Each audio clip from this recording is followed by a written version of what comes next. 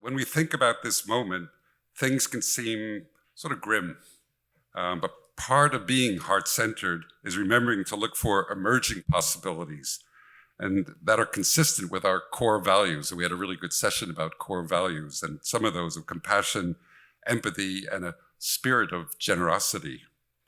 And I think now more than ever, we need to think about bridging divides, finding common ground, and shifting the energy of these unsettling times into something positive. And I think we must have enough bravery to keep our eyes, our hearts, and minds open and our hands reaching out. So without further ado, I'd like to invite George Kaplan to introduce our distinguished guest. George.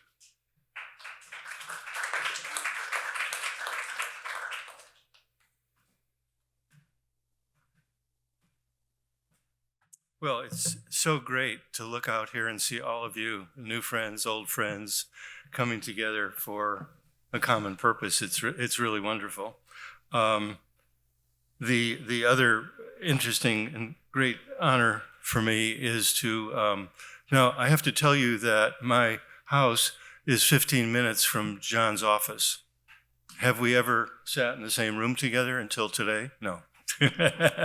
But his work has not escaped me, and I'm delighted to be able to actually join with you in welcoming him. Let me step back a bit. About 250 years ago, the Declaration of Independence declared all men are created equal and endowed with certain unalienable rights, including life, liberty, and the pursuit of happiness. Of course, we need to broaden that a bit to include all people. But fast forward another 175 years from then, and I'm in grade school and repeating the Pledge of Allegiance. And what does the Pledge of Allegiance say? It says, it boldly declares one nation indivisible, ironically in the midst of the McCarthy era stain on our country, on the social and political fabric of our country. And so while the curve of the moral universe has bent in these directions, it's been in many cases more aspirational than actual achievements.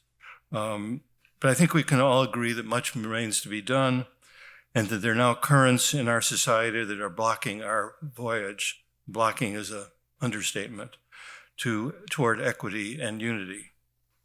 And going against the current requires great courage, and that's where John comes in. John is an internationally recognized expert in the areas of civil rights, civil liberties, and structural racism, housing, poverty, and democracy. That's a mouthful. He's the director of the Othering and Belonging Institute at UC Berkeley, bringing together scholars, community advocates, communicators, and policymakers to identify and eliminate the barriers to an inclusive, just, and sustainable society, and to create transformative change toward a more equitable world. He holds the Robert D. Haas Chancellor's Chair in Equity and Inclusion, and is a professor of law, African American Studies, and Ethnic Studies at UC Berkeley. Previously, he was director of the Kirwan Institute for the Study of Race and Ethnicity at Ohio State, where he also held the chair, the Gregory H. Williams Chair in Civil Rights and Civil Liberties. And he founded and directed the Institute of Race and Poverty at the University of Minnesota, and also served as director of legal services in Miami, Florida, and was the national legal director of the ACLU. Wow.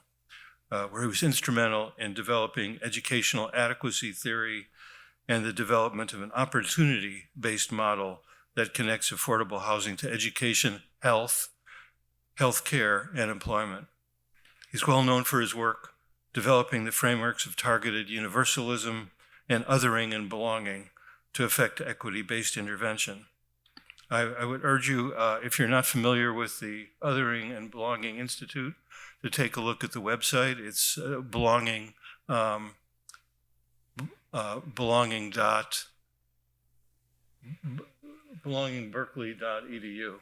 Yeah. He's written extensively on a number of issues, including structural racism, racial justice, concentrated poverty, opportunity-based housing, voting rights, affirmative action in the United States, South Africa, and Brazil. racial and ethnic identity, spirituality, and social justice, and the needs of citizens in a democratic society. Regularly appears in major media sources offering insights. Recent appearances include on NPR, an episode on free speech, last week tonight with John Oliver, in an episode about housing segregation, and CBS News, Evening News, where John discussed the Institute's frameworks like targeted universalism.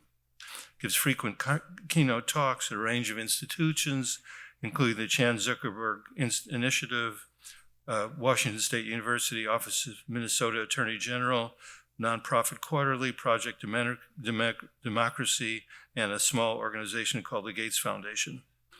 Habitat Humanity, the Interfaith Leadership Council, Permanente Medical Group, and many more. Author of several books, Belonging Without Othering, How We Save Ourselves in the World, and The Power of Bridging, How to Build a World Where All Belong.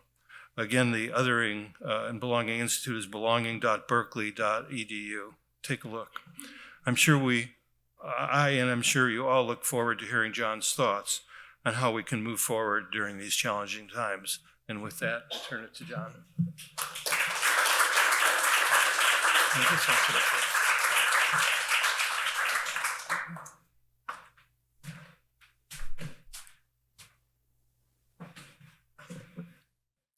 Thank you, George, Bryant, and all of you for your work you're doing.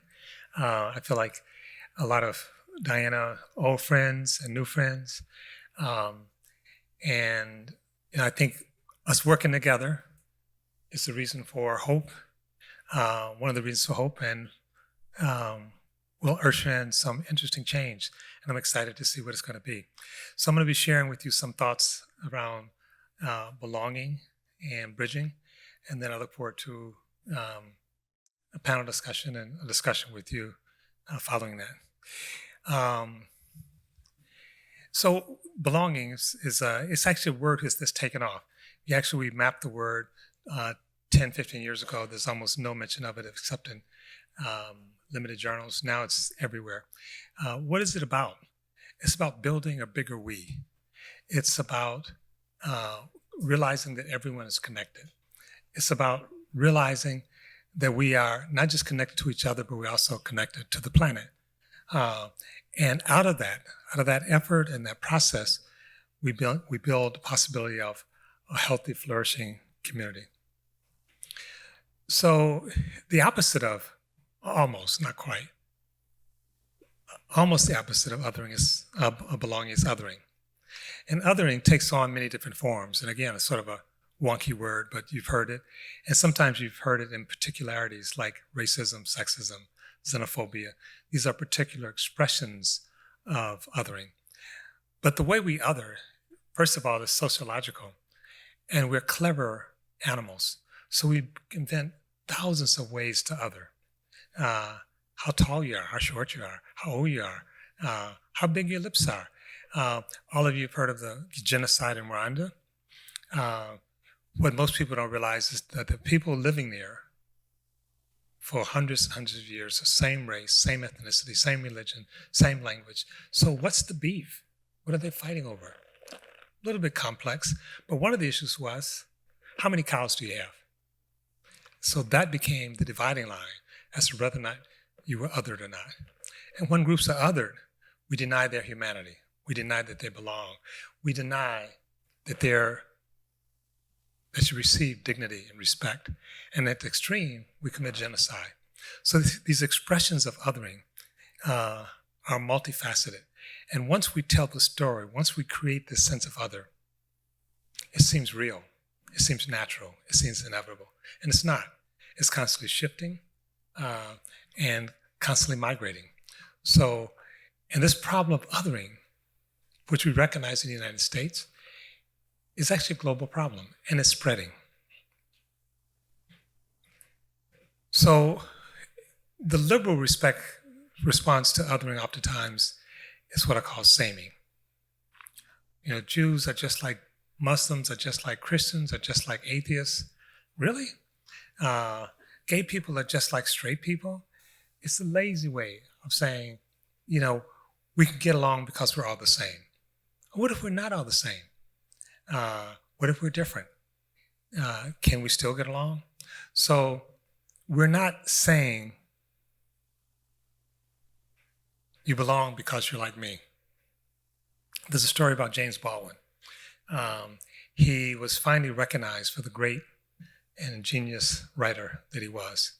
And that was important to him. He was recognized by a very high prestige literary club. And they said, Mr. Baldwin, we'd like for you to join our club. And he was delighted. I said, but there's two things. What's that? Well, we know you're gay. Could you not talk about that? And the second thing, you hang out in Harlem with a lot of riffraff, i.e. blacks. They're not really welcome at our club. And Baldwin didn't join the club. He was brokenhearted. And instead he wrote a book called The Price of the Ticket. And he's saying the price of belonging cannot be self-mutilation. And he had left the United States and went to France. And so belonging is not predicated on sameness. It's not predicated on self-mutilation. So one question is, why is this explosion of othering happening now across the world? Here in the United States, some of us might say, well, it's Trump and his group. But that doesn't explain what's happening in Hungary. It doesn't explain what's happening in Venezuela. It doesn't explain what's happening in South Africa. It doesn't explain. It's happening all over the world. And it's happening at an accelerated pace. And part of what people have come to appreciate is that change itself along critical areas create anxiety. And we're experiencing accelerated change across multiple categories. There's some suggestion that if you change your job, change where you live, and your primary partner within a 2-year period of time, you increase the chance of having a heart attack by 50%. And that's assuming you got a good partner out of the deal. Change is stressful, and too much change too fast is very stressful. And so what do we do with this stress? We see the world, we've just been through a pandemic and we're getting ready for the next one. We don't know what it's going to be, but we know it's going to be. We're looking at climate change. We're looking at changing demographics. We're trying to figure out, what is AI, and should I be afraid of it or should I be celebrating? It's too much change. And so how do we process this change? Well, we're meaning-making animals. And one of the ways we process this change is we tell stories. And these stories help us make meaning of all this change. And there are two big stories, the structure of two big stories. One of them is called a breaking story, and one's called a bridging story. The breaking story goes something like this. Things are really messed up. We need to make our country great again. You can substitute the country you like. We need to go back to a mythical past when life was simple and women didn't wear shoes and men were in control. And the reason that we're having trouble doing that is because of the other. And it can be the racial other. It can be the Muslim other. It can be the gay other. It can be any other. The other becomes the goat. They are the reason that our country is losing whatever it's losing. Now, a lot of times, that's imaginary. Almost all the time, it's imaginary. So you see the Proud Boys marching in South Carolina. They're chanting. What are they chanting? The Jews will not replace us, which is an anti-Semitic statement that the Nazis used to chant in the 1930s. And the reality is, you might address this by saying, well, the Jews aren't trying to replace you. But these stories about the other are not based on facts. They're not based on science. But they're powerful. They resonate with people. So part of it is you should be afraid of the other.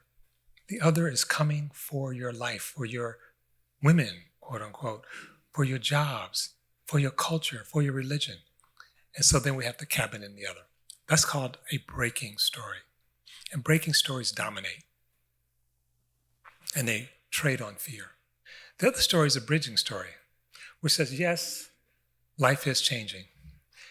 And sometimes it's good, sometimes it's bad. Have you noticed that we can now actually get good food in London? There's a larger we. It's not so. There are people who are different, and they bring something with them. But there's a possibility of connecting with them. There's a possibility of not only having stories about them, having stories from them. There's a possibility that we can create something beautiful together. Those are called bridging stories. So those are the two major types of stories: breaking stories and bridging stories. We have way too many breaking stories and way too few bridging stories. In fact, what we have is something what we call conflict entrepreneurs. They're people who trade on conflict. They're people who trade on fear. They basically say, be afraid, but I can help you. Just give me your money, your votes, and your power, and I will solve all your problems. Don't be concerned about these institutions like the courts or like fairness. We need a strong person, usually a strong man. And in the process, I will not only save you, I'll also become incredibly rich. So these are conflict entrepreneurs, and we see them. They're seductive, and they've been around for hundreds, if not thousands of years. Also, it's important to understand the struggle that we're in right now. And a lot of times people talk about Democrats and Republicans, conservatives and liberals. That's yesterday's news. The fight we're in today is quite different. We have people who are called part of the Dark Enlightenment. And many of you probably don't think about the Enlightenment, but the Enlightenment actually gave birth to science. Enlightenment gave birth to the idea of freedom, to the idea of individuality, the idea of really equality. All came out of the Enlightenment. Democracy came out of the Enlightenment. Not perfect, and sometimes my left friends say, yeah, but wasn't that associated with colonialism? And this is Indigenous Peoples Day. Shouldn't we be critical of the Enlightenment? Yes and no. There are some bad things, but there are some good things. The Dark Enlightenment are people who are saying all those things are not incomplete. So George talked about equality being incomplete. People part of the Dark Enlightenment said equality is not real. What we need is some people to dominate. What we need is some people to be superior. We need to acknowledge that there's a dominant race. Democracy is a bad thing. Peter Thiel, for those of you who use PayPal, Peter Thiel, who is the mentor of J.D. Vance, has been lecturing about democracy and freedom cannot coexist, and therefore democracy must yield. And there are a whole bunch of what people call tech fascists now who are perpetrating this idea that the core values associated with enlightenment are all wrong, and we need something else. So when we engage with these people, we're not trying to perfect equality. We're not trying to perfect our democracy. They're trying to do something quite different. And many of them are not just philosophers or academics. They're powerful people. They're powerful billionaires. They're a part of the White House. So that's the struggle that we're in. Again, to understand how far they go, one of the things they talk about, and this is Elon Musk, that empathy can be toxic. We have to get rid of this toxic empathy. And someone asked Elon Musk, what is an example of toxic empathy? And he says, caring for immigrants. Giving undocumented immigrants health care is an example of toxic empathy. This is the richest person in the world, and this is how he is spreading his propaganda. So there's a crack in the container. It's not just that we are not getting along as individuals. Our very institutions are actually being called into questions, and it's not clear if we will survive this. And yet, as Roberta Unger, a professor at Harvard and a Brazilian, argues, is that we need each other. That the thing that actually makes humans humans is our connection with each other. Harari, who wrote the book *Sapien*, he said, basically, if there is a secret sauce for humans, correction, not humans, but sapiens, it's our ability to cooperate. It's our ability to collaborate. And we're losing that. The dark enlightenment folks is like, no, we don't want to collaborate with you. We want to dominate you.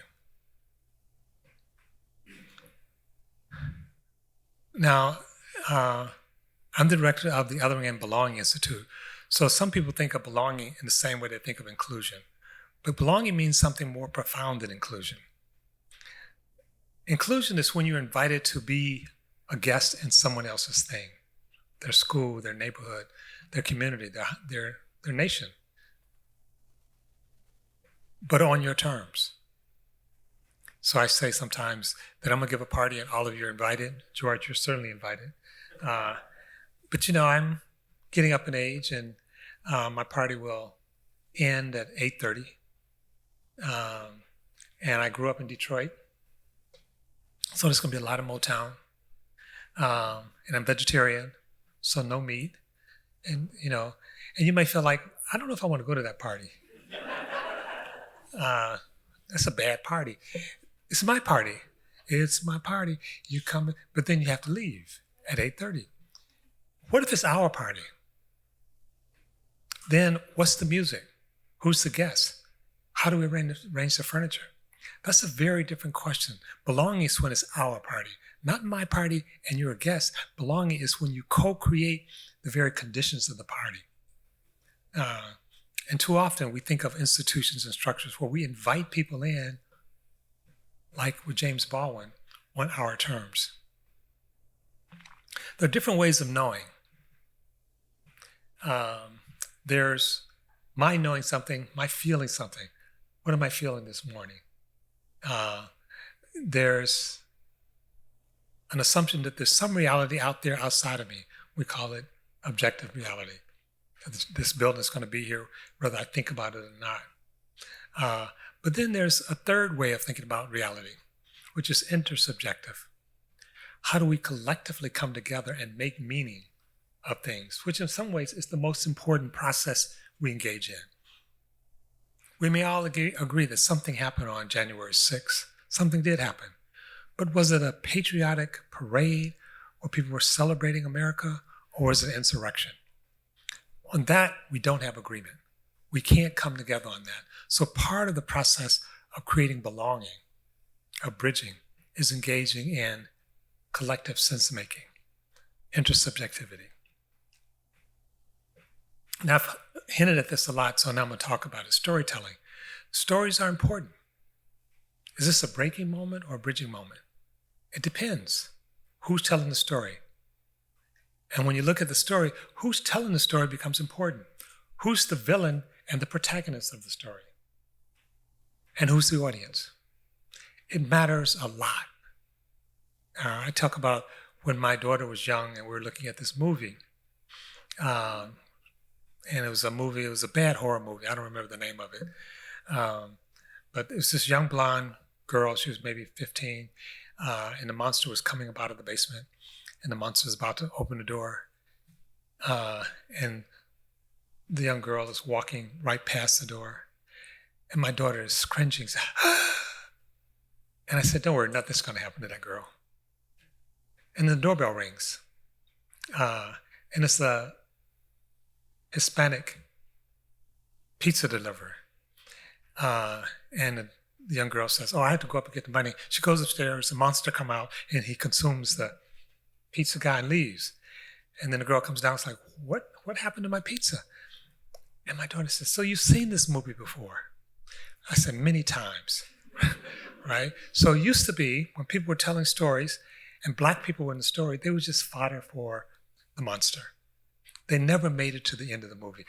I literally remember feeling just cheering when a Black actor, actress made it to the end of a movie. But things are maybe a little better, but maybe not. So who's telling the story? And of course, one of the big ones is, who is the audience? Who are you talking to? And in a fractured time, in a time when there's deep anxiety and fear, the audience is the lizard. So talk to the lizard. And all of you will appreciate the lizard is a part of the brain we call the back of the brain, amygdala, where fear and anxiety hangs out. And the lizard speaks a different language than the prefrontal cortex. So many of us have been trained to really engage using the prefrontal cortex, which is great. We do that at Berkeley. But Trump is a master at talking to the lizard. And sometimes when we hear the lizard language, we say, that makes no sense at all. You're missing the point. It's not supposed to make sense. It's supposed to make people feel a certain way. The lizard is more about feelings in some way than about logic. So all of us have to become better at speaking lizard.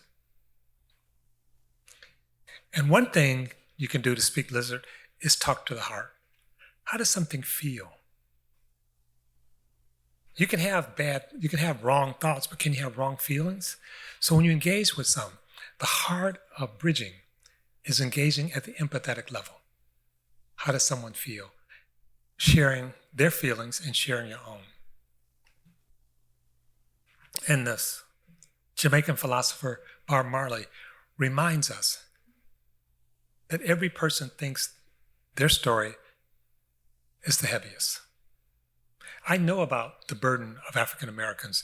I know about growing up in a segregated city in Detroit. I know about lynching, when I have family members being run out of town in the South. But I don't know that much about the struggle of Palestinians. A little bit more about the struggle of Jews, but not about Palestinians. Do I know the struggle about Native Americans? Do I know the struggle about the Irish? And what Bob Marley is reminding us is that we all have stories, and all of those stories are heavy.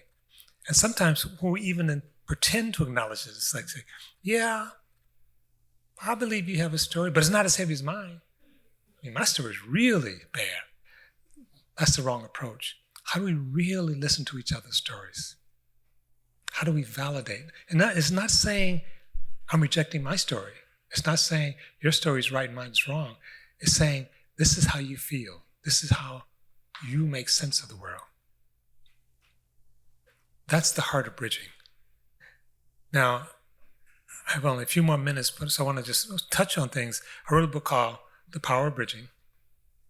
And in that, I talk about long bridges and short bridges. And when people first are introduced to bridging, they almost always say, well, I'll give you an example. I was talking to Pastor McBride, a Christian preacher, and I'm talking to him about bridging. And he says, are you telling me that I should bridge with the devil?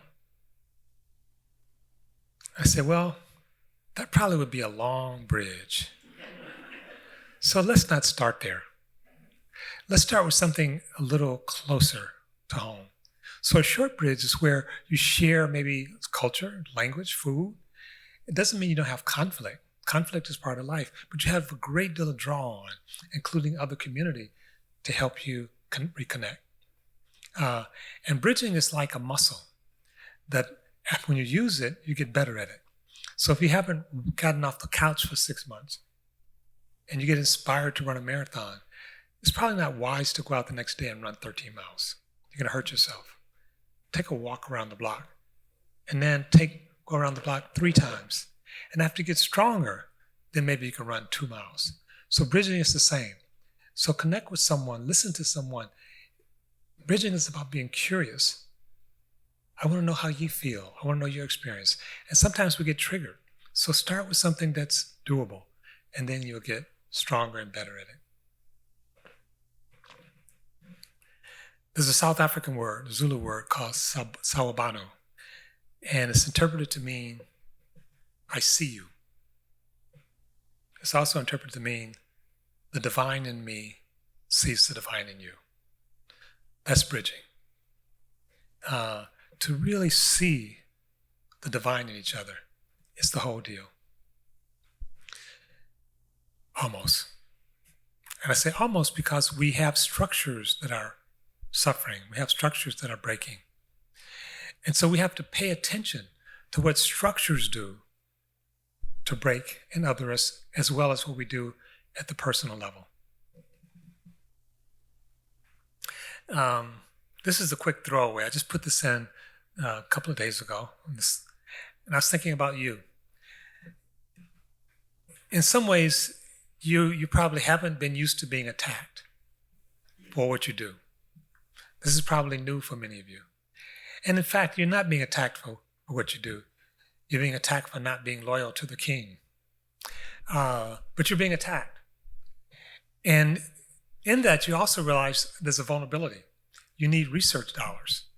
You need support. You need institutional support. And not only have you realized that, but someone else has realized that. So it's like, if you want the money, kiss the ring, right? And this is something that we're just becoming clear on. And I know this is a lot of words, and I'll give these to you later. But the point is that you are part of this political storm. And so as you reach for global consciousness, as you reach for a world, we say a world where everyone belongs and no one is othered. I'm saying that's what you're doing when you talk about transforming and global justice. To those who are part of the dark enlightenment, you become part of the enemy. How do you deal with that? How do you stay true to your science in that space? And part of it is also looking at the institutions that you're a part of. So it's not just interpersonal. It's also, how do you create institutions? And NOVA itself is an expression of that. But I want to challenge you to suggest that it's not just innovation, but it's also recruitment and protecting people who are engaged in that innovation, because they will be attacked. And what othering does, it actually erodes not just our trust in each other, but our trust in institutions. So if you look at Edelman's trust barometer, you'll notice that science is going down. Science used to be highly trusted, not anymore. And so what do you do about that as we sort of reach for a different kind of future? You have to build new structures. You have to build new institutions, not just fix the old ones. You have to build new ones that actually not only embody those values, but also help people to thrive. We helped build a beloved community. And I think it's wonderful that we're here and we can actually use the word love, because in many places you can't. And certainly if you're trying to continue at Berkeley, you probably shouldn't lead with the word love. So belonging requires co-creation and co-owning structures. It requires collective sense-making. And it requires risk. As I recall, Galileo got punished for some of the challenges he took. I mean, he thought the world was different. He was curious. He just asked questions, and those questions pissed off some very powerful people. So I'm going to change this, and then I'm going to give it to you. So I put healing requires belonging, which is true, but I want to change it to flourishing requires belonging. And many of you know Maslow, he talks about hierarchy. He said belonging is the third most important human need. His students said, Professor Maslow, you're brilliant, but it's not the third most important need. It's the number one human need. Number one. You don't get security and food unless you belong. And it's not just a metaphor, it's the reality. We're literally born attached to another human being. I'll end by just saying, when we talked about the circle of human concern, when no one's outside the circle, one of our friends and colleagues said, why are you saying just humans? Why not the earth? And I said, you're absolutely right.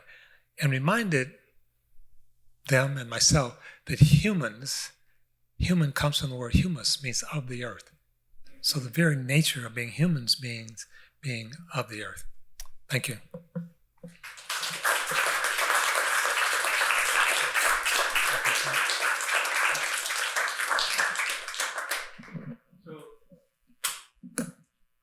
We have some time now for questions. I want to start while you're thinking of your questions, maybe throw out a couple things. Actually, I thought it was interesting that you mentioned Maslow, because Maslow's thought of as talking about individuals, and belonging is not about individuals. What you did spend a lot of time talking about today is this notion of targeted universalism, and and to tremendously oversimplify it, as I understand it, it's basically saying, if everyone is keeping their eye on the prize, there may be different actions that are required to get there by different groups.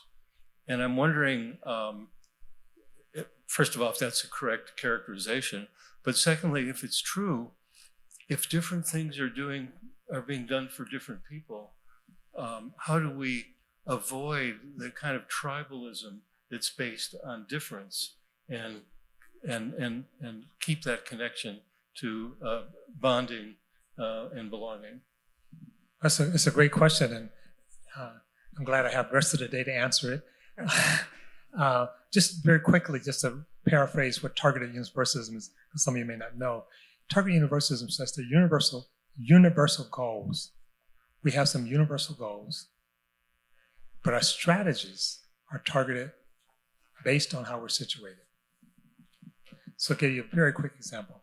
Let's say I have 3 kids, which I do, and I come home and one kid has strep throat, another kid has a bloody knee, the third kid is fine. So if I take a Band-Aid and say, I'm going to treat all the kids the same, so I'm giving all kids Band-Aids, and the kid with strep throat and the kid is doing fine, it's like, why am I getting a Band-Aid? It's like, well, I'm not going to treat my kids differently. I love all my kids the same. Now here's some antibiotic medicine for the strep throat. All 3 of you kids take that? It's like, excuse me? My throat is fine. Yes, but I'm giving it to your sister, so you have to have some too. That's how we approach equality. And our concept of equality largely comes from, not entirely, largely comes from the Greeks, and particularly Aristotle. And Aristotle said something that's very similar to targeted universalism. He said, justice and fairness requires, when people are situated the same, you treat them the same. And we call that arithmetic equality. But he went on to say, justice and fairness requires when people are situated differently, you treat them differently. He called that geometric equality. And what he meant was targeted universalism. That's what he was really saying. And what countries do, and this sort of fights around affirmative action, is like, you're treating people differently. And what I say is that we should treat people differently, but not because of the color of their skin, their gender, their sexual orientation, but because of how they're situated. So people are situated differently within society, but it has nothing to do with their biological identity per se. So we're not, and we're all situated. So we're not picking one group over the other. We're just saying what it takes to get each group to that universal will be different. But our goal is to get every group to that universal. So that avoids the zero-sum nature that a lot of time we fall into when we think about equity. Pick the most marginal group. I say, no. Every group is marginal. And that's why I had the thing with Bob Marley. I think it's counterproductive to say, are blacks worse than women, worse than Latinos, worse than Native Americans? It depends on how you evaluate it, and it's counterproductive.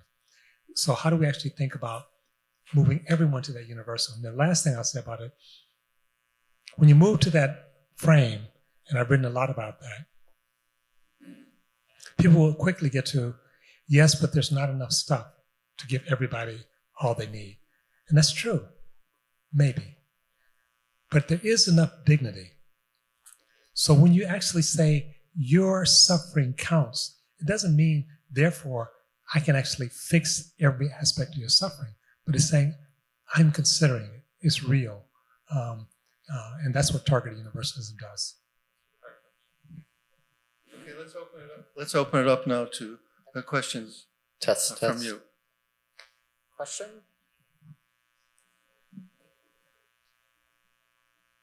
Don't be shy.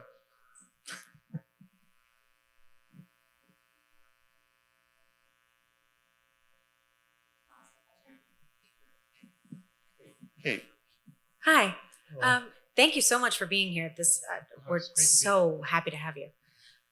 So you mentioned right at the top that this is not just an American problem. That we're living in the American part of it, but that this is happening all over the world. And so I'm wondering if can you give us some idea of like how did we get here? What are the driving factors that are making this happen around the planet?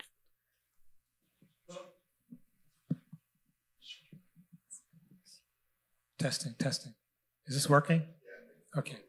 There are many different ways in there, but again, when I talked about change, Osagi, my friend and colleague, did a book which I have a chapter in about how some of the ways in which we got here. In some ways, there's not a single thing. The structures for us to actually have global consciousness, global problems, global solutions is actually being put in place, right? So in the 1990s and early 2000s, we thought we have this thing called social media, called the internet, that allows us to actually connect with people all around the world. It's going to usher in a period of deep democracy and intimacy. So just join Facebook, and you can have friends from all over the world. It didn't quite play out that way, right? But it is true that we now have the capacity to connect at a different level globally. But the assumption that that would automatically be used for good was naive. And I think we're making the same mistake with AI. You know, and again, a complicated thing. I don't pretend to really understand it. But one of the things is allows for greater and greater integration, but for good or for bad. And so I think part of the thing is that we sort of didn't anticipate the anxiety that the world would feel around change. And you had these very powerful, smart conflict entrepreneurs parsoning that you should be afraid. Can't you see how your world is changing? Your neighborhood, does it look like it did when you were growing up? The demographic change that's actually accelerating in the world. Millions and millions of people living outside of their home country. Is that a good thing or a bad thing? Literally, where Prime MP in England is saying, look what happened to England. We used to be a white Christian country. We're not anymore. Is that a good thing or a bad thing? And it's not even necessarily true that it ever was a white Christian country. So I think part of it is the stories we tell, but part of it is accelerated change. How do we actually take that change and make it something for all of us? I have more thoughts about it, but I think that's part of it.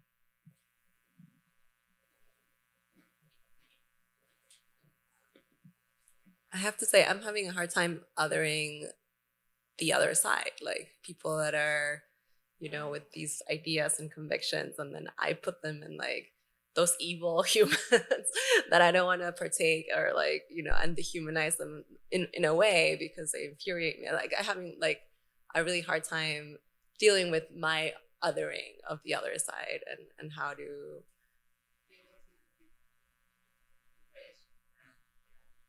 So I appreciate you saying that. And I just wrote a piece in Nonprofit Quarterly. And then I say we need to fight forward. So if you just put fight forward, I think it'll come up. And so I've written a couple of things. But anyway, I said some people are going to be confused. It's like, aren't you the great bridger? And you talking about fighting? You know, so first of all, bridging does not preclude fighting. Bridging does not include being angry. Bridging doesn't mean that you agree with people. Dr. King talked about righteous indignation. And he described righteous indignation as being indignant when we violate this beautiful thing that God has created. He wasn't talking about being indignant because someone took your parking spot. So he wasn't talking about the ego just being small and petty. He was saying you love and care about people. You love and care about the planet. And seeing what's happening causes pain. Joanna Macy talks about the suffering that we experience when we are in relationship with the earth. So bridging doesn't insulate you from suffering, doesn't insulate you from anger. But what it does, it says, despite that, you hold on to the other person's humanity. And one of the things I plan on doing when I get back to Berkeley is just to, with my staff, go through and look at where are the seeds of recognizing everyone's humanity. And I'll give you just two. Imperfect in many ways, or maybe three. George already mentioned one. All people are created equal. That's an incredible statement. And for Jefferson to be making that statement when he had 600 people enslaved, right? It's like, is he just the world's greatest asshole or what? I think it's more complicated than that, right? And it's interesting in the United States context when you look at the tension between him and Lincoln, because Lincoln is actually in conversation with Jefferson and in conversation with the country about the concept of equality. And I say it would be even deeper if they talk about the Aristotelian equality and not this narrow equality. So that's one. So if we really believe, and this is in our founding documents, that all men, people are created equal, it's self-evident. What's the proof of it, Jefferson? It's self-evident. It's so obvious we don't need proof. Amazing statement. And some historians said that's the singularly most important statement in U.S. history. And we can come back to why, because it orients us in a certain way. Then some of you may have seen this. ICE picked up some people and claimed that they were criminals, claimed they were members of gangs, claimed they had come into the country illegally, claimed that they were not Americans, claimed that they were dangerous, and therefore they shipped them off to another country. And someone took it to court. I think partially my old group, ACLU, was part of that. We're going to go to court. And what the Trump administration said, these people, and one of them in particular, they're gang members. They're drug dealers. They're criminals. And what the liberals did was to start trying to rebut that. They're not gang members. That tattoo on his arm is not a gang member insignia. It's something else. And David French nailed it. He said, you're missing the point. It doesn't matter if they're gang members. It doesn't matter if they're criminals. It doesn't matter if they kill someone. Due process, which shows up twice in our Constitution, so it's not a philosophical concept. It doesn't say citizens should have due process. It doesn't say white people. It doesn't say men. It doesn't say rich people. It says every person is entitled to due process. Every person. What does due process mean? Due process means you get to tell your story to an impartial arbitrator. That is so profoundly beautiful. And we need to wrap ourselves around it. Now, doesn't mean you like the people, but it does say, even though you're mad at these people, if they get arrested, they still have due process. The First Amendment is another. So we have kernels of this already in our society. I mentioned to Osage, they're having an event at Berkeley where they're inviting Charlie Kirk's supporters on campus. And they're going to have a whole big whatever. And they've asked me, the university has asked me if I'm willing to speak there. I haven't said yes, and I haven't said no. But I do believe they have a right to speak. Not because I agree with them, not because I like them, not because I don't think their ideas are dangerous, but there's something. So part of bridging is saying, I recognize your humanity. I recognize that you have pain. Now we may end up fighting, but in that fight, I will never lose sight of your humanity. Thank you, John. I wanted to sort of come to empathy in a bit, because the question is, can it be both a cause and effect? And are there structural arrangements? I think about hyper-segregation, whether it be based on race, economic status, country of origin, or whatever. It seems to me that when you have that, empathy is more difficult. And I'm wondering to where you think there might be levers to increase empathy rather than seeing it as the driver. That's a great question, George. And it's sort of interesting. Literally, they're in books now. The far right has decided that empathy is in the way. That if they're really trying to decimate a people, literally, one of the women who wrote about toxic empathy, she talked about we shouldn't feel sorry for those kids in cages. That feeling is getting in the way of us being the superior race we need to be, right? So this is argument.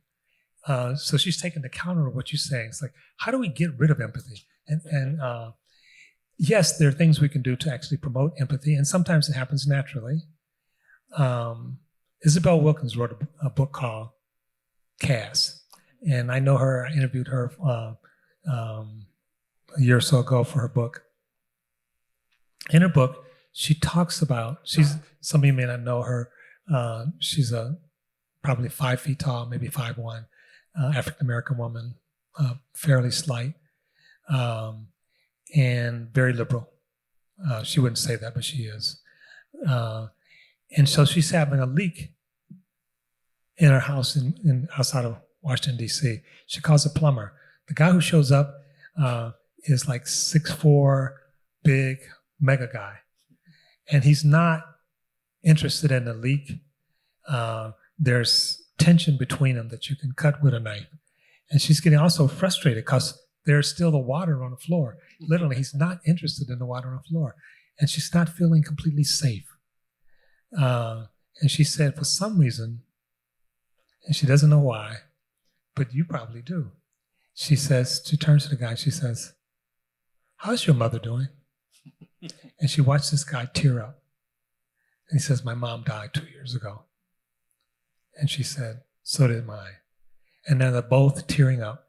And all of a sudden, there's empathy between them. He's no longer a big white mega guy. She's no longer a small, they're both human beings that are suffering. And they're suffering together, which is what compassion means, to suffer with. And it wasn't planned. She said she had no idea why she said that. He not only fixed her leak, but then he said, I have a bunch of tools out of my car. Is there anything else you need? So it happened just like that. Can we actually create spaces where people can feel empathy? And the stories. I know you talked about the media's here. Can we tell stories? Now, there's something I want to also just lift up. When you connect with the other side, when you see the other side's humanity, you run the risk of being ostracized by your own group. So this is not, just kumbaya. It does take some courage.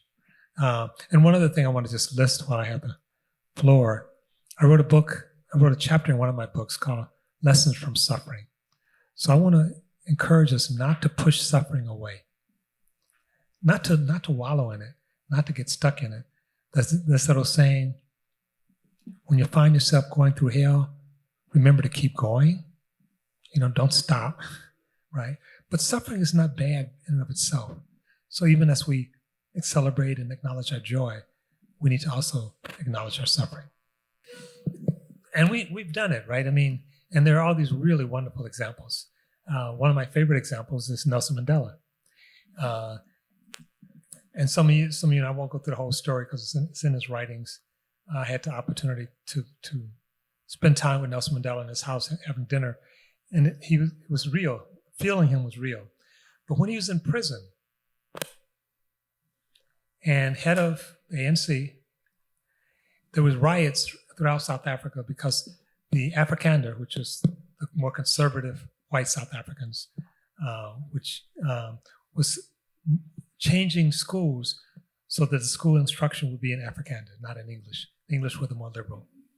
And the students were like, we're not having it. We're not learning history using the Afrikaner language. I think we see Trump trying to do the same thing. We're gonna have the white supremacists teach us about critical race theory. And so what did Nelson Mandela do? He went to his jailers and said, teach me your language. He went to the Afrikaners who were his prison guards and said, teach me your language. Teach me your culture. Teach me your sacred symbols, what they mean. And they did. And everything changed. And it's a beautiful story because when Nelson Mandela got out of prison and he talked to the president of South Africa, he said, can we have a peace treaty? And the president said, I can't agree with that on my own. You have to talk to the general head of the army, who was publicly always criticizing Nelson Mandela, calling him a monkey, a kafir, which is the N-word in Afrikaner. And Nelson Mandela greeted this person in his house. And I won't tell you the whole story, but the gist of it is they negotiated for hours in Afrikaner. Nelson Mandela spoke his language while they negotiated. When the general left, his entourage was there, and they said, "Did you tell that coffer off?" And the general said, "I don't know if I like Nelson Mandela, but we're going to have a peace treaty. He can convince anyone of anything." Now, it's interesting. When all this was happening, Nelson Mandela still had an army. And I'll just end by, it's really a wonderful question. Gettysburg. You've all heard of Gettysburg. How many people realize that 51,000 people died in those couple of days at Gettysburg? 51,000. It still is one of the most deadly battles in U.S. history. At the heels of Gettysburg, Lincoln shows up and gives an incredibly powerful bridging speech. He's not celebrating Union won, yay. It's like, he's talking about, at the end, a new birth of freedom. He's actually reaching out. So we have examples of that. So the last thing I'll say in answer to your question, we have to learn to speak lizard language. We have to learn to speak to the heart. And many of my students are brilliant. They start at Berkeley with a 4.3 and they go on from there. But they don't know how to speak lizard language. And I don't teach them that for the most part. So we need to get better at speaking lizard language. So what's another example of someone speaking lizard language? How many of you have seen the movie Inside Out? All right, some of you have, right? I teach about subconscious mind, the unconscious mind. And it's beautifully, but it's also incredibly subtle and complicated. And yet Pixar takes this concept and make it not only accessible, but fun, right? And enjoyable, so that an 11-year-old can watch it and have a good time. So we need more Pixars. We need people to sort of take these ideas and make them fun. And sometimes we do just the opposite. It's like this doom and gloom, and we're screwed. It's like, well, I'm not coming back to your party, So we need to get better at it, but we can if we pay attention to it. Great. And of course, Disney now owns Pixar, but that's another story. So we have time for one more question. Yeah. Anna.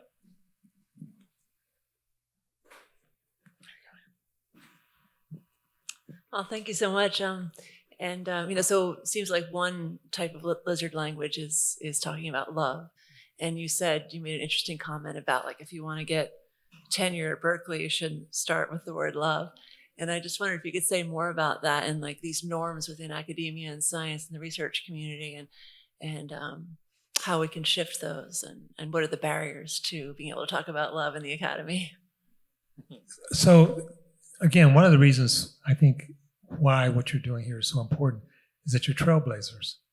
I have an event coming up at Berkeley with Greater Good Science Center on love.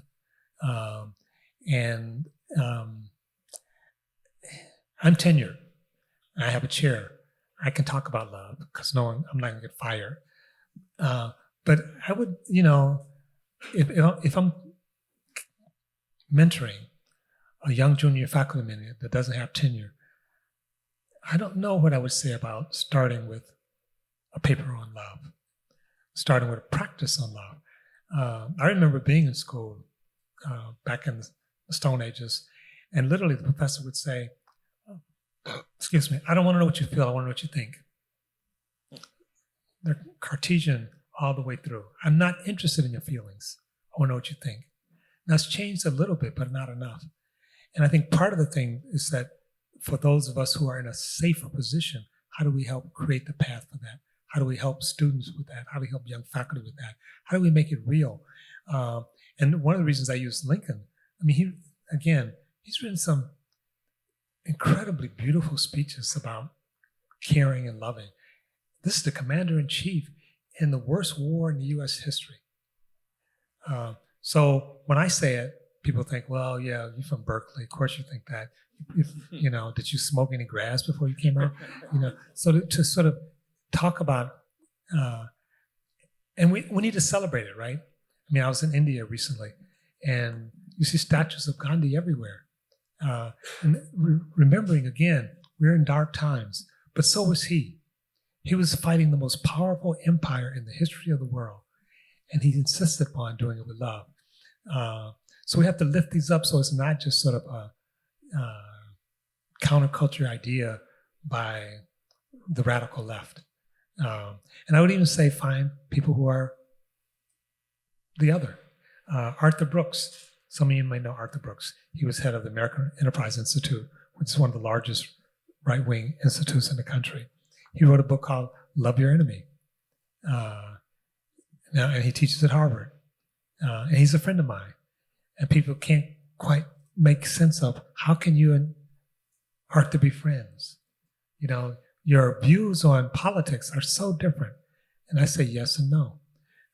So I think part of it is lifting that up, and especially for those of us, Nova Institute, but who have relative security to actually lead the way and not have the people who are just trying to get tenure. So I was serious when I was saying, you know, I see a lot of young faculty come in and they really have a lot of passion, but the university is a very conservative hierarchical institutions. And as Jesus said, you have to give Caesar his due. You know, so after you give Caesar his due, then you can actually do what you need to do. But if you don't give Caesar his due, you're not going to get tenure probably. All right. I think that's a great place to stop. And John, I want to thank you so much for shining a light, a beacon on the path forward. We really appreciate hearing from you. Thanks.